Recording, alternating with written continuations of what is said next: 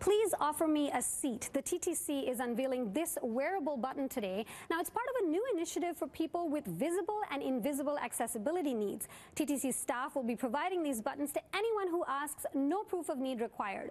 So what are people saying about this campaign? Now, it was just launched a few hours ago, so we put the question out on Twitter, and here are some of the initial responses we got.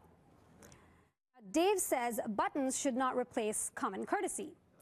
Joe says, I appreciate the effort. I was visibly 9 months pregnant, and 90% of the time people would avoid eye contact, pretend to sleep, etc., so they wouldn't have to give up their seat.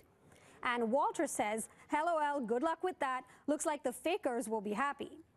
So it's a bit of a range of reactions there, and so coming up later on in the show, I spoke to the woman who was essentially the inspiration for this idea, as well as disabilities advocate and former Lieutenant Governor of Ontario, David Onley, for his thoughts. I'm Dilshad Burman, web writer for CityNews.ca. Now, earlier I told you about a new TTC campaign unveiled just hours ago. Take a look at this button. Please offer me a seat. The TTC will be providing these wearable buttons to those with a visible or invisible accessibility need. Now, the idea is people will be more likely to give up their seat if someone is wearing one of these.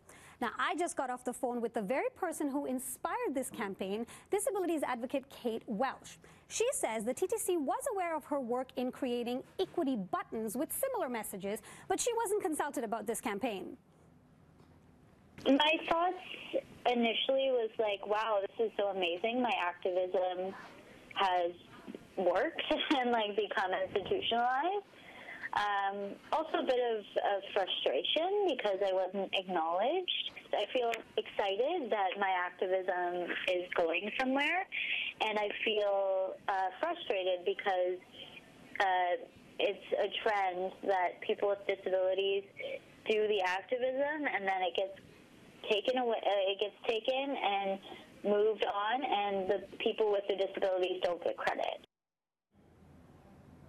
Now, the TTC will be handing these buttons out to anyone who asks. TTC spokesman Brad Ross says this initiative is for all seats, not just for the priority seats, and he hopes that nobody misuses the buttons. So to share your thoughts on the campaign and to read accessibility advocate David Onley's reaction, visit our website, citynews.ca.